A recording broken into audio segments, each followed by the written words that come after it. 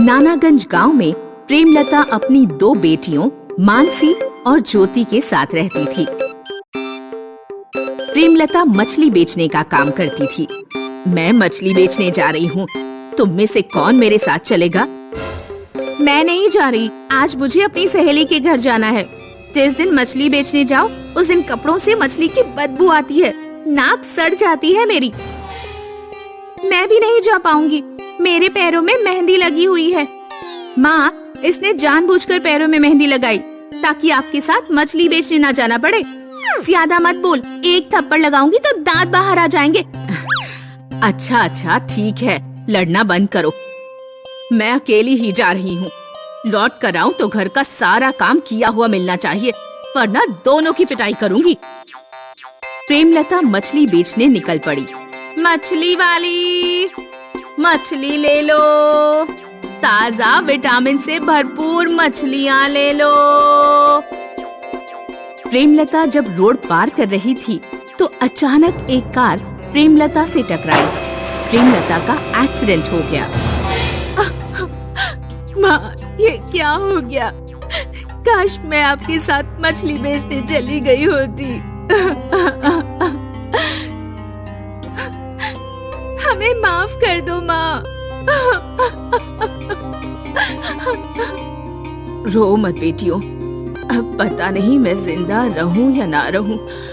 तुम दोनों को अपनी जिम्मेदारी खुद ही संभालनी होगी और अपने लिए जीवन साथी भी खुद ही ढूंढना होगा। मैं तुम दोनों को एक एक जादुई मंगलसूत्र देती हूँ। जादुई मंगलसूत्र?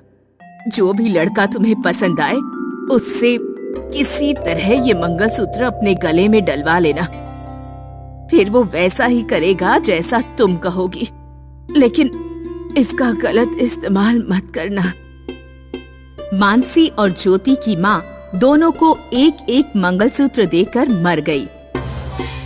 मानसी और ज्योति जादुई मंगलसूत्र लेकर अपने लिए जीवन साथी की तलाश में निकल पड़ी। ज्योति ने मानसी से कहा, मानसी, तुम पूर्व दिशा की ओर जाओ और मैं पश्चिम की ओर जाती हूँ। मैं तुम्हारे साथ साथ नहीं जाना चाहती। कहाँ मैं दूध जैसी गोरी और कहाँ तू कढ़ाई जैसी काली। ठीक है। मानसी पूर्व दिशा में चलती रही। तेज धूप और गर्मी के कारण उसे चक्कर आने लगे। उसने देखा कि एक लड़का खेत में काम कर रहा है। सुनो। लड़का अपने थैले से पानी की बोतल निकालकर मानसी को देता है। मानसी को वह किसान लड़का पसंद आ जाता है। वह ईमानदारी से लड़के को जादुई मंगलसूत्र के बारे में सब कुछ बता देती है। इस मंगलसूत्र को जब तुम मुझे पहनाओगे तो तुम वैसा ही करोगे जैसा मैं कहूँगी। इस जादुई मंगलसूत्र की कोई जरूरत नहीं है, हम ऐसे ही विवाह कर लेते हैं। मानसी उस लड़के के साथ विवाह करके अपने घर लौट आती है। उधर ज्योति पश्चिम दिशा में आगे बढ़ती जा रही थी। उसे कोई लड़का पसंद ही नहीं आ रहा था। सब गरीब लड़के मिल रहे हैं, मुझे तो कोई अमीर लड़का चाहिए। बस एक बार कोई अमीर लड़का मेरे गले में मंगलसूत्र डाल दे, फिर उससे ढेर सारी दौलत मंगवाऊंगी और ढेर सारा काम भी करवाऊंगी। रामनगर के एक बहुत बड़े सोना व्यापारी का बेटा बाजार में आया हुआ था। ये तो सोना व्यापारी सेठ हीरालाल का लड़का राहुल लगता है। अगर इससे मेरा विवाह हो जाता है तो मजा ही आ जाएगा। मुझे बस किसी तरह जादुई मंगलसूत्र उससे अपने गले में डलवाना होगा। राहुल जिस रास्ते से घर लौट रहा था, ज्योति उस रास्ते पर बेहोश होकर लेट गई। उठो, तुम कौन हो और रास्ते में क्यों पड़ी हो? आज मेरी मृत्यु होने वाली है। क्या? हाँ, मुझे एक श्राप प्राप्त है जिसके तहत आज मेरी मृत्यु होनी है। मेरी जान बचाने का केवल एक ही तरीका है। क्या तरीका है? क्या मैं तुम्हारी कुछ मदद कर सकता हूँ? अगर कोई ऐसा लड़का जिसके दाहिने हाथ में 6 उंगलियां हो मुझे ये मंगलसूत्र पहना दे तो मेरी जान बच सकती है। राहुल के दाहिने हाथ में 6 उंगलियां थी। इस मंगलसूत्र को तुम्हें पहनाने पर मेरा तुमसे विवाह तो नहीं हो जाएगा? ऐसा कुछ नहीं होगा। यहाँ पर तो कोई भी नहीं है जो हमें देखे। बस तुम ये मंगलसूत्र मेरे गले में डाल दो और फिर अपने घर चले जाओ। राहुल जैसे ही ज्योति के गले में मंगलसूत्र डालता है, वह ज्योति के वश में हो जाता है। चल गधे, मुझे गोद में ले और मेरे घर तक छोड़कर आ। राहुल ज्योति को गोद में उठाकर उसके घर पहुंच जाता है। सुन, अपने घर जा और ढेर सारा सोना लेकर आ। राहुल अपने घर से ढेर सारा सोना ज्योति को लाकर दे देता है। मुझे भूख लग रही है, अब खाना बना और मेरे कपड़े भी धो। ज्योति राहुल से रोजाना सोना मंगवाती और उससे गुलामों की तरह काम करवाती। ज्योति, तुम ये ठीक नहीं कर रही हो। माँ ने मना किया था ना कि जादुई मंगलसूत्र का गलत इस्तेमाल नहीं करना है। तू चुप कर, तू अपने काम से काम रख। ज्योति ने मानसी की नहीं मानी और राहुल से खूब सोना चांदी और आभूषण मंगवाती रही। एक दिन राहुल के घर के नौकर ने सारी बातें राहुल के पिता को बताईं। मालिक, छोटे साहब पता नहीं रोजाना ढेर सारा सोना चांदी कहाँ ले जाते हैं। मुझे तो कोई गड़बड़ लग रही है। राहुल के पिता ने एक दिन नौकर को राहुल के पीछे लगा दिया। नौकर ने पूरे दिन राहुल की दिनचर्या का अवलोकन किया और सारी बात जाकर राहुल के पिता को बताई। मालिक, छोटे साहब के ऊपर किसी लड़की ने काला जादू कर दिया है। वो उस लड़की के इशारों पर काम कर रहे हैं। व्यापारी ज्योति की शिकायत राजा से कर देता है। ज्योति को काले जादू के आरोप में पकड़ लिया जाता है और जेल में डाल दिया जाता है। काश मैंने अपनी माँ की बात मान ली होती। क्या मैंने मानसी की बात ही मान ली होती तो मुझे जेल में नहीं सड़ना पड़ता। मुझे माफ कर देना माँ। कोई मुझे यहाँ से बाहर निकालो।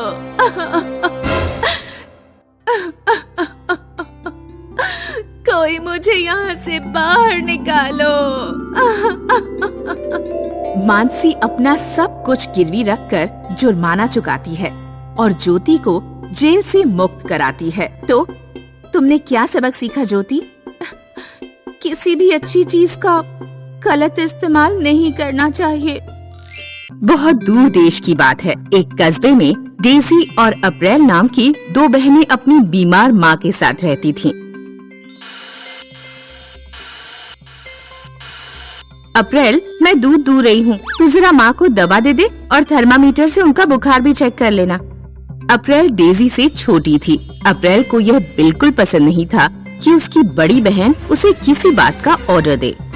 डेजी मुझसे बड़ी है, इसलिए ज्यादा अम्मा बनती है। हर काम के लिए मुझे ऑर्डर देती है और खुद दूध दूहने के बहाने आंगन में बैठकर लड़कों को ताड़ती रहती है। अब ये इतनी सारी दवाइयाँ हैं, पता नहीं कौन सी दवाई देनी है। क्या मुझे डेजी से पूछना चाहिए?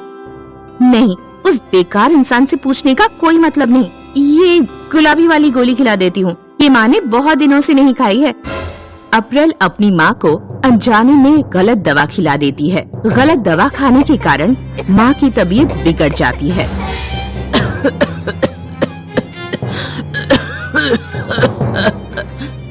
अप्रैल घबरा जाती है। डेजी, जल्दी अंदर आओ, पता नहीं माँ को क्या हो गया है। क्या हुआ? मैंने माँ को ये वाली दवाई खिलाई, फिर पता नहीं माँ को क्या हो गया। अरे नहीं, ये तुमने क्या किया? माँ को गलत दवा खिला दी। मैंने जानबूझकर नहीं किया। रो मत बेटियों, शायद मेरे भाग्य में आज का दिन ही अंतिम लिखा है। वैसे भी मैं अपनी बीमारी से परेशान हो चुकी हूँ। मरने से पहले मैं तुम्हें कुछ देना चाहती हूँ। माँ डेजी और अप्रैल को एक संदूक निकाल कर देती है और मर जाती है।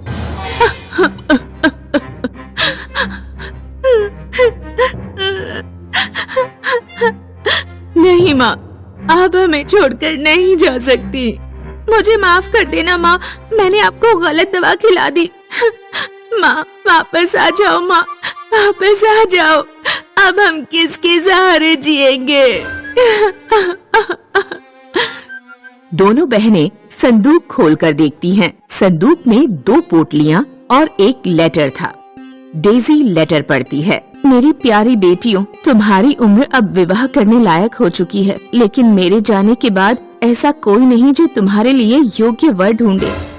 इस संदूक में 2 पोटलियां हैं जिनमें हीरे हैं। तुम दोनों हीरे लेकर यात्रा पर निकलना। क्योंकि तुम दोनों बहुत सुंदर हो, इसलिए कई लोग तुम्हारे सामने विवाह का प्रस्ताव रखेंगे, लेकिन किसी की शक्ल सूरत के आधार पर उससे विवाह मत करना। विवाह उसी से करना जो 1 हीरे के बदले तुम्हें 4 हीरे लाकर दे दे। डेजी और अप्रैल हीरे लेकर यात्रा पर निकल पड़ती हैं। जब वे कुछ दूर पहुंची तो एक लड़का डेजी के पास आकर बोला, हे सुंदरी, मेरा नाम पीटर है, क्या तुम मुझसे विवाह करोगी? डेजी अपनी पोटली से 1 हीरा निकालकर लड़के को देती है और कहती है, अगर तुम इस हीरे के दम पर 4 हीरे लेकर इस पते पर लौट आए तो मैं तुमसे विवाह कर लूंगी। ठीक है, मैं पूरी कोशिश करूँगा। वे कुछ दूर और चलते हैं तो एक घुड़सवार अप्रैल के पास आता है। हे खूबसूरत लड़की, तुम्हारे रूप ने मुझे मोहित कर दिया है, क्या तुम मुझसे विवाह करोगी? हाँ, कर सकती हूँ, लेकिन एक शर्त है, मैं तुम्हें 1 हीरा दूंगी। तुम्हें इसके बदले मुझे 4 हीरे लाकर देने होंगे। जब 4 हीरे हो जाएंगे तो ये मेरे घर का एड्रेस है, यहाँ आ जाना। अप्रैल और डेजी की पोटलियों में 4 हीरे थे। वे रास्ते में आगे बढ़ते गए और शादी का प्रस्ताव रखने वाले लड़कों को अपनी पोटलियों से 1 हीरा देते गए। जब उनकी पोटली के सारे हीरे खत्म हो गए तो वे दोनों घर लौट आए। तीसरे नंबर पर जो लड़का मिला था वो बहुत हैंडसम था। अच्छा होता मैंने उसी से विवाह के लिए हाँ कर दिया होता। ये हीरों के चक्कर में हम कहाँ फंस गए। धैर्य रखो अप्रैल, धैर्य रखो अप्रैल। हमें अपनी माँ पर भरोसा रखना चाहिए। उन्होंने जो भी किया है कुछ सोच समझ कर ही किया होगा। 6 महीने बीत जाते हैं, लेकिन डेजी और अप्रैल के पास कोई लड़का लौटकर नहीं आता। ऐसे हम कब तक इंतजार करते रहेंगे? इस तरह तो हमारी शादी की उम्र ही निकल जाएगी। इतने अच्छे अच्छे लड़के मिले थे, लेकिन माँ की योजना की वजह से सब हाथ से निकल गए। लड़के तो गए ही और हीरे भी चले गए। तुम चिंता मत करो अप्रैल, माँ ने तुम्हारे और मेरे लिए कुछ अच्छा ही सोचा होगा। अगर अगले 6 महीने में कोई लड़का नहीं आता तो अगर तुम चाहो तो शादी कर सकती हो। कुछ महीनों बाद पीटर नाम का एक लड़का लौट आया जिसने डेजी को पसंद किया था। मैंने 1 हीरे की दम पर कमाई करके 4 हीरे बना लिए। डेजी की शादी हो जाती है।